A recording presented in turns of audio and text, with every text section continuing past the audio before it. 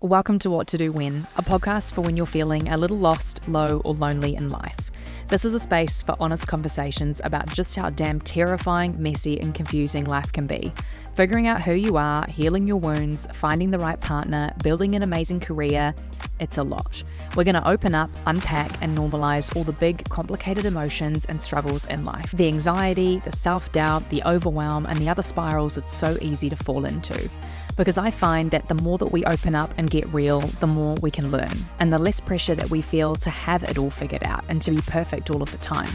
And this is the sweet spot where healing happens. So let's get into it. Good morning, good evening, good afternoon. Hello, my friends, wherever you are. And I have been absolutely disappeared for the last couple of weeks, which have been I felt like I've been on a freaking roller coaster. A roller coaster of equal parts stress and anxiety and equal parts meeting a new person, having this literal 2-week crazy honeymoon period, genuinely seeing such a beautiful future with that person, and then having to shut it all down and put it aside because it is just the wrong timing for that person and ultimately for us. And it has just been a freaking crazy 2 weeks. So that's some insight as to where I've been living and where I've been not being here with you. And I apologize for that. And I missed you. I missed this podcast, and I'm excited to be back here. But I do also feel like, God, I really just lived a lot in 2 weeks. Have you ever had one of those experiences where life almost feels really boring and steady for such a long time, and then all of a sudden, literally everything, like every area of your life, your love life, your work life, your health, or whatever it might be, like a bunch of those things just flip at one time, and it's suddenly just all a fucking go, and you're like, where did this come from? What is happening? And that's what it was like. And it was like I said, it was just this magical experience. And I haven't connected with someone romantically. I've been dating for sure, but I haven't connected with someone romantically in that way for a really long time. And it was just, although I'm absolutely heartbroken that it's had to be put aside for now, and I know that what I did was right for both of us. I'm very sad, don't get me wrong, but it was just also this really incredible reminder that that love exists and magic exists and all of that good stuff, it exists, you know? So I hope for anyone, and don't get me wrong, I still very much have hope that this may one day magically work out, who knows? But at the same time, I also know I need to keep living.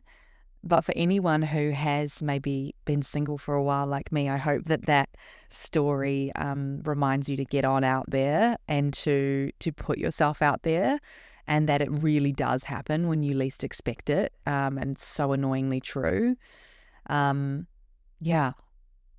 And in saying that, I've also really noticed that we're in a bit of a season of breakups, and I don't know, maybe this is something you're going through yourself, or maybe this is something that you're noticing in your friends and your family and the people around you. But I am really, really, really seeing it, that we are in a season of endings. And it's quite crazy when it all happens at a very similar time. Like I'm talking 4 of my friends are going through some sort of ending, some sort of breakup at the same time. And I think that's just mind-blowing. So if that's you, my heart goes out to you, because it is a really, really hard place to be. And it's really shitty in the immediate short term. It's just genuinely just quite painful to feel and be with those emotions. But I really hope that you seek support, whether that's in your friends and your family, whether that's professional support in terms of a counsellor, a therapist, a coach, whatever that looks like for you. Or whether it's doing supportive stuff within yourself, whether it's journaling, doing it in a child work, meditating, whatever that looks like. But my heart goes out to you because it is difficult. And I really want to remind you that you don't have to go through this alone. And we don't all have people in our life that we can talk to about this really hard, complicated stuff. We don't. I feel like I'm really lucky in the sense that now I have a couple of people who I would feel safe to talk to about anything, but it really wasn't always that way for me. And there was also quite a few, relationships that were close, but there were areas that I just didn't feel safe to even be able to talk or open up to them about, even though I knew I probably could have, but at the same time, I just felt uncomfortable getting that vulnerable or getting that open with someone when I didn't really have that openness within myself or that safety within myself. And this is where professional services like coaching, counseling, therapy, it just helped. It just really, really helped and supported me. And my message here is, don't go through this alone. Do not go through this alone. Do not force yourself through this. You're also not weak for needing a little bit of help and support. I really preach so much that all these professional services and help, like coaching, counseling, and therapy, they are all best served when they're done proactively. And we often have a tendency to leave them for when we're at the absolute rock bottom. But it's really hard because you don't have those existing relationships with your counselor, your therapist, your coach. You don't have those relationships set up. You don't have them on speed dial. They might not feel like a safe person yet because that does take time. And I don't know, I encourage everyone in their life. I've just gone back to counselling because I know that there was just so much going on, and I know how important, even though I've got awesome supportive people in my life, I know how important it is to have that separate space that's just about you, where you don't feel like I don't know about you, but sometimes I feel guilty taking up a lot of space in my friends' lives, even though I know they're so willing to give it, and it goes in both ways. But it is just really incredible to have people in your corner where those moments are just about you, and it is really transformative. So take that as you will, and I'm here to support you in any way. And I really am excited to dive into today's episode, and excited also to tell you that in this season of endings with my friends, I've booked in finally to a session of speed dating in a couple of weeks with a friend of mine who is recently single. And it's something I've always wanted to do, but always been a little bit shit scared of. And it was something that was on the list for this year to go speed dating. And it's happening. It's actually happening. So I will give you some updates on speed dating. If you have any suggestions for I just can't believe you're going to get a new person every 5 minutes. I just think that's absolutely wild. If you've got any suggestions or learnings, or you've done it before and you know how it goes, please reach out to me. I would love to hear from you. But let's dive in. These 2 weeks have forced me to set the biggest boundaries ever, to really trust in myself and set more boundaries. And honestly, I'm a little bit in shock that I've been able to do what I know needed to be done. Because we all know, right? Often we all know what needs to be done from time to time. And it was just such an interesting experience. And I want to talk about how the word boundaries has changed for me over the last 5 to 10 years, because boundaries now are so freaking different. So let's talk about what to do when you want to set boundaries for more love in your life, not less. I genuinely used to think that boundaries were about keeping yourself safe, by keeping people out.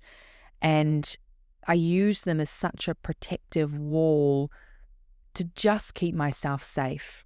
And it's so interesting because now I really do see them as a way to invite in so much more honesty, courage, love, and self-respect. It's the shift in what I think boundaries are now and how I approach them is polar fucking opposite to the way that I used to. And I want to deep dive into this with you for how you can set boundaries in a way that will open up access to more love in your life, not less. Boundaries shouldn't isolate you. Boundaries shouldn't cut yourself off from love. They are an incredible tool and a practice that we should all be in communion with to love more, to love ourselves more, to love the people in our lives more, to treat people the way that we know that we need to be treating them and treating ourselves. And that can look different at times. So if you are a recovering people pleaser or a boundary avoider, which usually goes one and the same, welcome. This one is for you. And today I want us to flip the script on boundaries so that you can use them to deepen connection in your life and not destroy it. So let's go. The old way of setting boundaries was rooted in fear. So let's talk about fear-based boundaries. And from experience and observation, this is where most people, including myself, start to feel like they need boundaries for. I started to recognize, and even just, I'd say probably maybe about 7 years ago, I first learned the word boundaries. And now it's a bit of a buzzword, right? But I learned the word boundaries when I was at my most fearful, when I was very afraid of so many things, and especially connection, especially being hurt, especially being abandoned or rejected or over exerting or I had also at the same time learned the word people pleaser. And I had learned that was something that I was struggling with. And so boundaries became this way to essentially cut people pleasing off at the source without actually dealing with it. Do you know what I mean? And they used to be this way to protect myself. Boundaries, fear-based boundaries, were a way to avoid those really hard conversations that would have opened me up to a much deeper relationship with someone or within myself if it was to do with something else. And they really were this wall that I could hide behind. And I got to avoid dealing with all of my stuff. I got to avoid dealing with the roots of my people pleasing and the fear of abandonment and rejection that I had.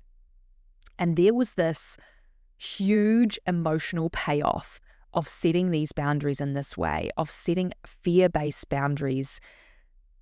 I felt powerful. I felt righteous. I felt courageous. I felt in control.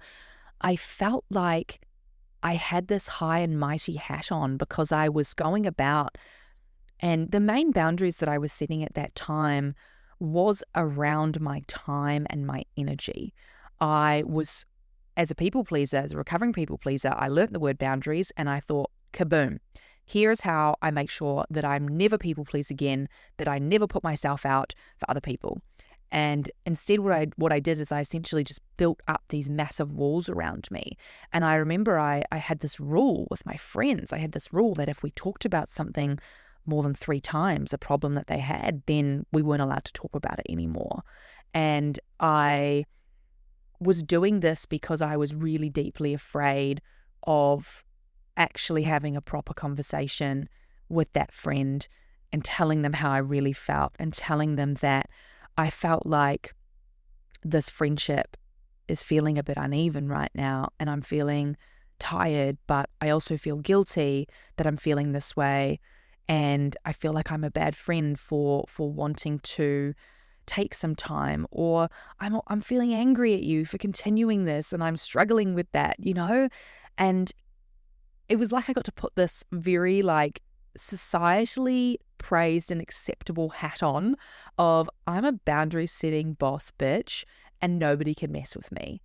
And it was like I talk about how we often swing from when we're stuck in one area, we often then course correct to do the complete opposite. So people pleasing self, course corrected and just completely flipped, the pendulum swung, and I tried to become this boundary setting boss bitch. And I use these boundaries in my dating life, I use them in my friendships, I use them in my work life. And honestly, I had this false, almost like my ego was getting so high off setting these boundaries and having such a hard shell, being so hard that it felt like people couldn't hurt me. And it felt like I was getting admiration and respect from people because they were like, oh my God, I could never be as boundaried as you are. And I felt good about that. As a people pleaser, I'd never, ever, ever been complimented on how boundaried and how strong I was. And so it felt really fucking good to have people say that to me. And it was such a high. It was such a rush. And it was so fucking false. It was such a facade. It was avoidance in its purest form. And it led me down a really dark road because it was not authentic to me. I essentially cut off my empathy, my care, and my love with so many people in my life, and I built up these huge walls and I isolated myself. And for a while, I felt fucking amazing, and probably I'd say a good year. And then guess what? It all crumbled. And this is one of those big moments that I realized in my life that I had pushed people away. I'd pushed people away and I didn't have anyone who really knew what I was going through, who I could rely on. And it was an incredibly heartbreaking moment. And it was all created from, like, I set these boundaries in this way because, and this is where it stems from, I was so afraid. It was actually right after a breakup, and I was so afraid of being hurt again. I was so afraid of being seen, and I just couldn't even comprehend that there was love and safety within people. I couldn't even comprehend that, and I did not feel. It was almost a little bit of sort of lashing out and projection. I think I felt so hurt at that relationship ending, and I felt so cut off essentially. And I almost feel like I did that to other people, you know? And it's a really hard moment in life to look back on because it really is so opposite of who I am. And like I said, we look back and, we look back and we know and understand. But at that time, I had no idea that that's what I was doing. I had no idea that I was setting all these boundaries from a place of fear and avoidance. And I was just trying to band-aid up my own hurt, my own wounds by being this strong, boundaried person, thinking that I could build my ivory tower and I could sit up there and I could, feel good about myself again. And the boundaries that I built in that fear, they disconnected me from love. They protected the pain, but they did not allow me space to even acknowledge my own truth. And that came at a cost. So the old way of boundary setting is fear-based boundaries, protective, isolating, egoic in a sense. And yeah, I keep the word righteous and powerful is really coming to mind, and I'm curious if you've ever felt that way with boundaries, especially maybe when you first learned that word, especially if you're someone that's maybe been a people pleaser your whole life and felt weak in a sense from it because you give, and you learn this word boundaries and you go, fuck yeah, I can do this. Or maybe you went the opposite way and just struggled to set boundaries at all, These next parts will help you too. And so next part that I want to dive into is the reframe. So this is the evolution of boundaries that I went through within myself and the boundaries for more love, not less. And I like to think of a few different sort of sayings, quotes, pieces of information that really help me with this. But the way that I think of my boundaries now and when I set them is I think of them as open-hearted boundaries. And I always remember Brene Brown's quote, strong back, soft front. And that just, I don't know about you, but that just clues me right in, right? Strong back in terms of you have this clarity and this sense of groundedness and this really immense sense of trust in yourself, because that is a big part of boundaries, but you also have this soft front at the same time. There's this compassion, this openness, this vulnerability, right? And this is a place where you can start to actually set healthy, loving boundaries for other people, for yourself. And these boundaries, again, what is that movie? Again, I have that song line, love is an open door, right? And I think that's what boundaries ideally should be. Boundaries are an open door to being loved the way that you deserve. They are an open door to love. These healthy boundaries, they let people see the real you. They don't put you up in that tower and build a wall around you. They actually let people see you. They see your vulnerability. They see your pain. They see you. They also invite in this really big sense of safety within connection. They invite in safer connection. When you can be open and real with your boundaries and set them from this place, your relationships will look so effing different, right? They, like, even this most recent boundary that I had to set with this wonderful person, there is definitely a small sliver of hope that maybe one day in the future things could possibly start up again. But the reason that I felt like I could set that boundary and make those decisions so early on, it was literally 2 weeks into what felt like a free fall, if you've ever fallen for someone in that way so quickly. But I was immensely proud because I set this boundary so quickly and I knew that it couldn't go on in this way, and I knew it. No, as much as I wanted to keep falling and, eluding myself that things were fine, they weren't.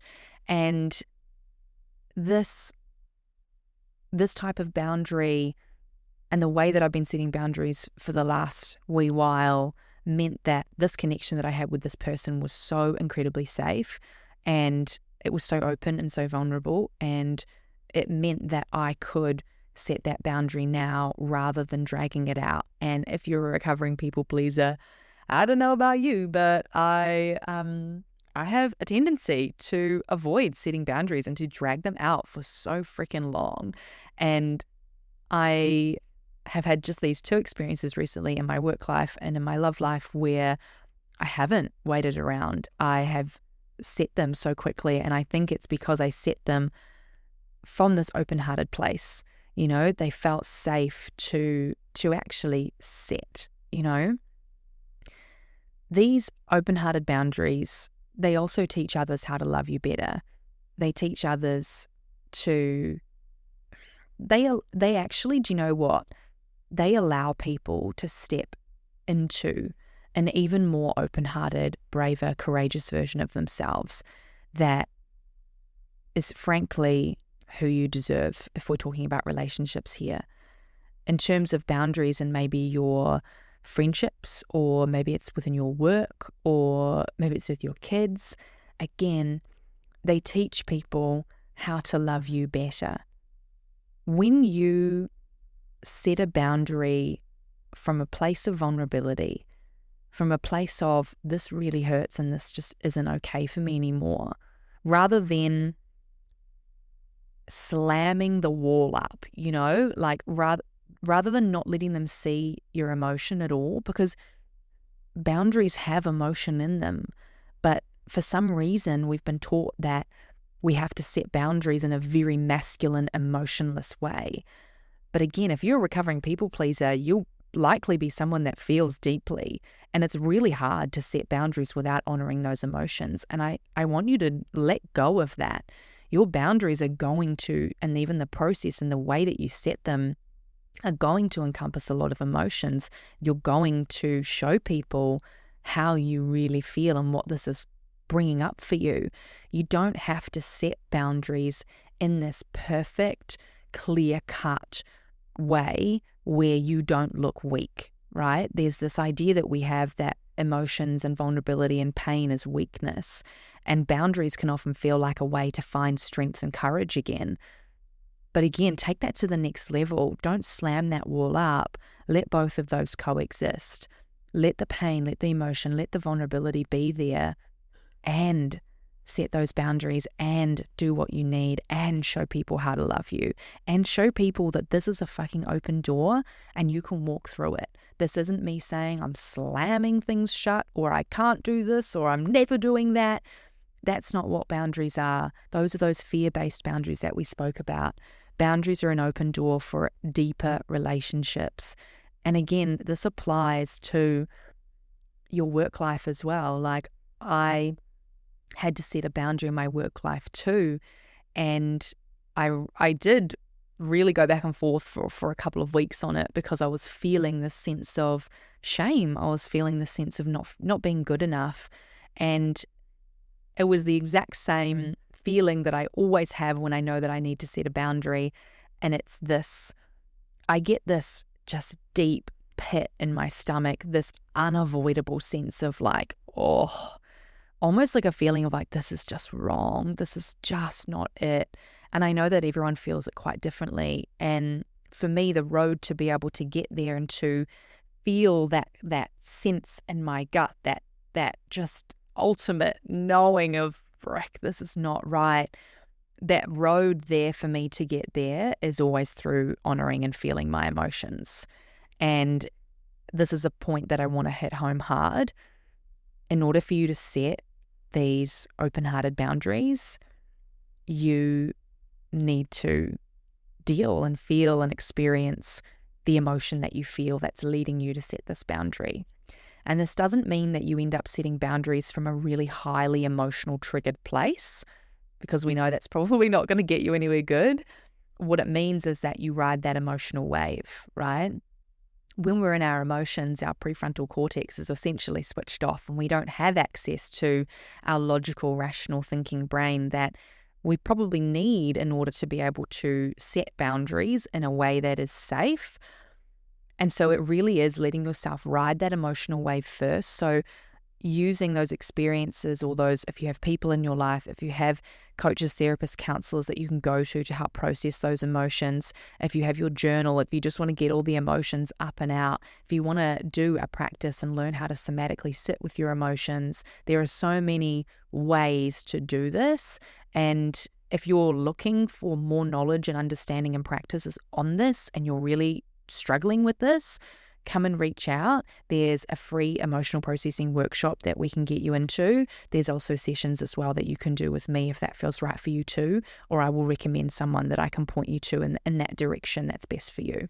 So please reach out if this is an area where you're going, how the fuck do I do that emotions stuff? Because I don't know, which you are not alone, my friend. Reach out. Just send me the word emotions and I will provide you with a list of resources, okay?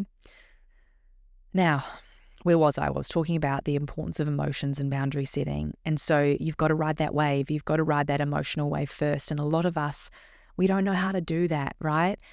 The emotions that we feel, the fear, the sadness, the vulnerability, the pain, often that can be just too much, right? Or it can be incredibly overwhelming.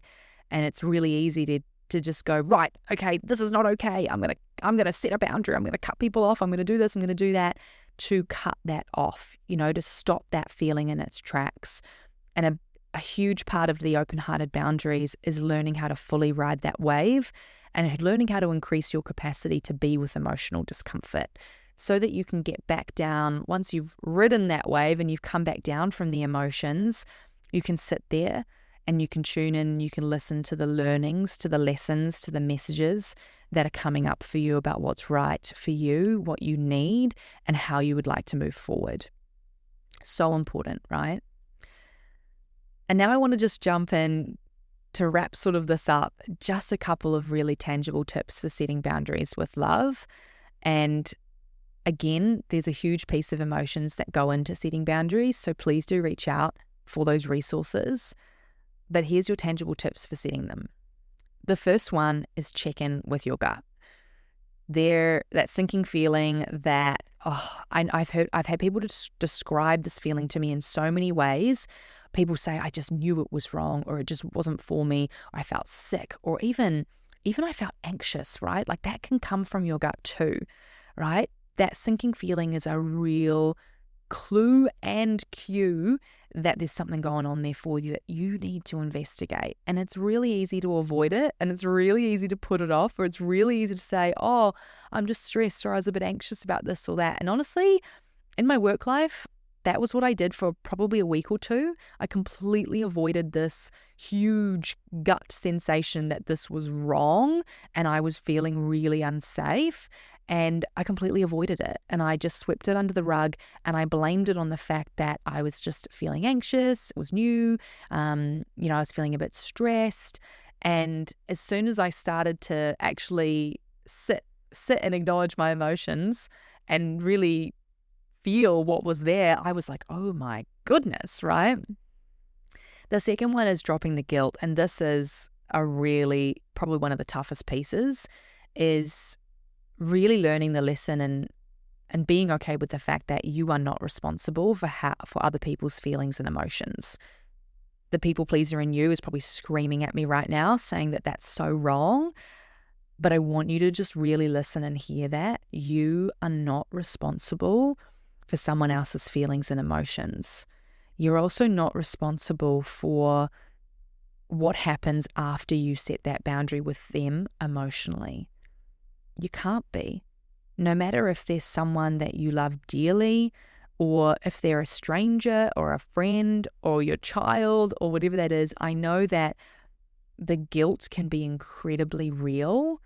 But if you're setting these boundaries from this open-hearted way, if you're showing them that, hey, here's how to love me, or here's how we can be connected in a way that's safe for both of us, or here's what we just need to do in order for us both to get better, and to be healthy. If you're setting these boundaries in this healthy way, it's okay. You are going to disappoint people, but it doesn't mean that you're doing something wrong, and it's a really tough one to wrap your head around.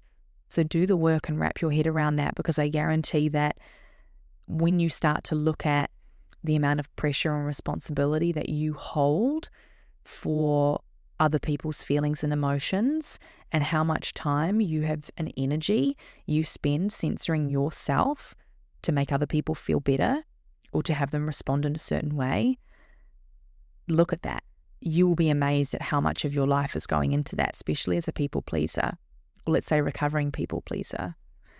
You will also be surprised maybe to discover that it is actually a very selfish effort. Your desire to feel responsible for their emotions is essentially and often you just trying to protect them from the pain that you're the most afraid of. I have had such a fear of being abandoned and rejected in my life that I became a people pleaser because I never wanted people to feel that way. I never wanted them to feel what I felt. I never wanted them to feel rejected or abandoned. And so I spent all of my time and energy trying to make sure that the people in my life that I cared about never had to feel that. But really, it was just what I was most afraid of. It was just what I had been feeling and not dealing with. It kept me busy from actually looking at the pain, the rejection, the abandonment that was living in myself, that I was sweeping aside, putting in a little box, and spending all of this time and energy trying to protect other people from feeling what I had been feeling.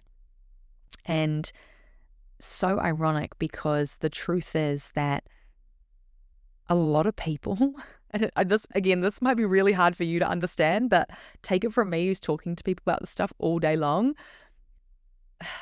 A lot of people are not afraid of what you're afraid of. A lot of people aren't actually afraid of being abandoned or rejected maybe in the way that you are, as someone who maybe has your past or your challenges or your experiences. A lot of people don't feel like you saying, oh, hey, I want to share something with you. I love spending time with you, but, I'm really noticing that I'm just feeling really exhausted after having long chats. Can we just chat for 30 minutes next time? A lot of people don't realize that you saying that to someone, it wouldn't crush them. If anything, they'd go, oh my God, yeah, totally. I totally get that, of course. Again, and it's because we project so much of ourselves onto other people. We think that everyone is going to respond in the way that we would respond, and it's not the truth. Give people the space to respond in their way. Let them show you, and let them again in turn then teach you how to love them, right? They aren't you, but your pain is real. And the more that you avoid it, the more that you don't deal with it, the more you're going to push it onto other people. My third tip is using I language, and this is just key for any forms of communication. Using I language, I feel, I need, I want to share. And that's in turn also means avoiding the you. You did this, you make me feel, right? Speak from I so that there's no confusion and that all you've shared is how you feel. Next one is practicing small reps. And this is, I know lots of people actually struggle with this. I have a tendency to, when I almost have to psych myself up, right? Like, right, okay. And I almost get the sense that I want to tackle the biggest thing first, that I want to do everything in one go. And oh my God, it's terrible, right? You do not need to do it in this way. You do not have to tackle the hardest, biggest boundary first. You can set baby boundaries. You can just practice saying no a few times, whatever that looks like, but you don't need to tackle the big cojones. You don't need to go, I'm going to stop speaking, I'm going to cut my parent off or something like that, right? You give yourself time and grace to really sink into this open-hearted boundary stuff. And these open-hearted boundaries, they're not rushed, they're not rushed. They're felt and they're full in a sense. And they get to feel, and this brings me to my last tip, with boundary setting, and especially, with open-hearted boundary setting, you are going to need to expect discomfort. It is going to be uncomfortable, but you're not to expect dysfunction. It might feel awkward and uncomfortable, but it shouldn't feel unsafe, right? And this is a real area to explore, that there's a really big difference between putting yourself in an unsafe situation with someone versus being emotionally out of your comfort zone. So really think about that. So do come to expect discomfort, because you know it's going to be tough, right? Setting boundaries, it gets easier over time for sure, but they're hard, but it doesn't mean that they're wrong. But if you're feeling really unsafe setting boundaries, please get some help and some support with that, so that you can begin to understand where that's coming from and why your body and your brain is cueing you into, I feel so unsafe, I feel like I'm going to die, essentially, Yeah. So I hope that was interesting and that you took some really exciting things from that. And I just want to remind you that boundaries are not the end of a relationship. They are the beginning of relating so much more honestly. And you do not need to choose between being loving or having your needs met. You don't need to choose between those two things. You're allowed to be loving and set boundaries in this loving way, and you're also allowed to have your needs met. You can be both. Boundaries are not selfish. Set them in this loving way.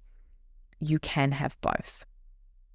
Every time that you set a boundary, you are choosing to stop abandoning yourself. And this is the most amazing, loving, courageous thing that you can do in this relationship with you, and ultimately for all your future relationships, because it's really hard to have a relationship with someone, or even a friendship with someone, who abandons themselves regularly for other people. So choose you, and choose you in this loving way. And if you feel that you want to use this moment to journal, or even just think about the last time that you abandoned yourself to keep the peace with someone or a situation in your life, and just query, brainstorm with yourself. Your past is such valuable information because you felt it and you experienced it. What would a more open-hearted boundary have looked like at that time? How could you have gotten more vulnerable and more honest and more real? How could you have chosen yourself and done it in a loving way that you're so okay with, All right, my friends, thanks for listening. And do not forget, if you want some of those resources, just send me a DM on Instagram or Facebook or email. I'll put that all in the show notes. Just send me the word emotions and I'll send you that masterclass and all the resources to talk about sessions, about coaching, and my 8-week program Heal, which is a program that will teach you all of this and support you in actioning this. So it's one thing to learn all of the stuff, right? It's really easy to just get bombarded with information, like most podcasts are, just essentially bombarding you with information.